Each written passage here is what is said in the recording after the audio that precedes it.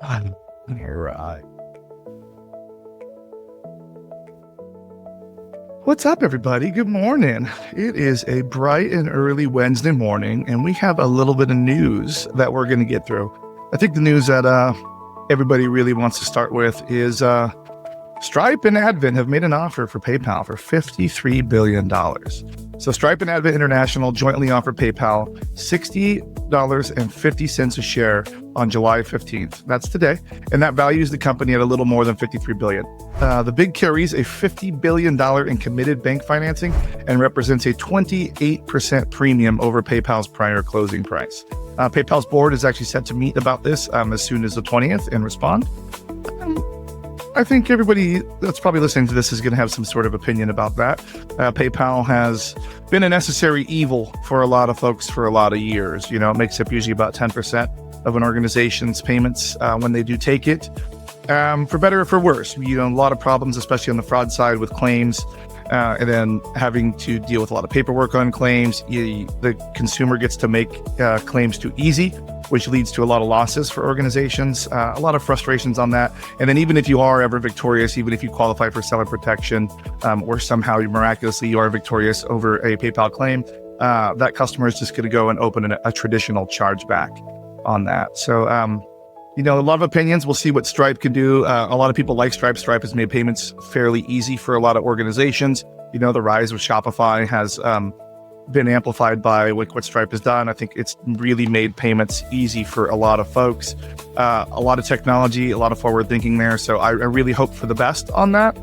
So some of the action item out of this one, I guess, is going to be let's watch for PayPal's board response on the 20th, see if there's a counter bid of any kind. And then I guess you could kind of make some decisions based on your PayPal integrations. But like I said earlier, pretty much a necessary evil at this point.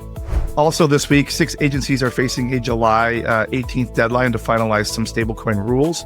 The OCC, FDIC, NCUA, Treasury, FinCEN, and OFAC all have until July 18th, 1 year from the Genius Act. We talked about that a little bit on the Fraudboxer show. Became law to publish the rules governing stablecoins issuance. Comment periods ended on June 9th. The OCC's draft sets a $5 million minimum capital floor and a same-day redemption requirement for new issuers.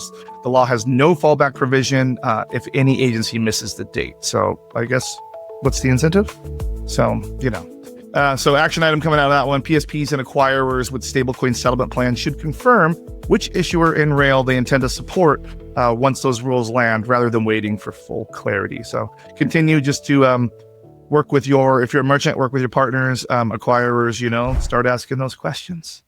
Coming off of some more stablecoin news, Visa, Mastercard, Stripe, and 140 other banks backed that OpenUSD stablecoin. I know it was in the news quite a bit this last week, so a lot of people probably read some of those articles on that. The Open Standard announced OpenUSD on June 30th, a dollar stablecoin backed by more than 140 partners, including Visa, Mastercard, Amex, Stripe, Coinbase, BlackRock, everybody's favorite, and Western Union. The partners mint and redeem the OUSD at no cost with no volume caps and keep most of the reserve earnings after a small management fee.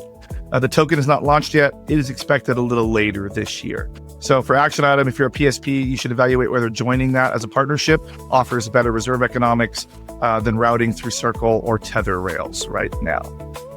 This one's near and dear to my heart. The Chargebacks 911 2026 field chargeback report issued on June 30th, based on more than 250 merchant responses, found that 83.4% of enterprise merchants reported an increase in friendly fraud over the past 3 years, with 74.4% calling it a moderate or significant concern.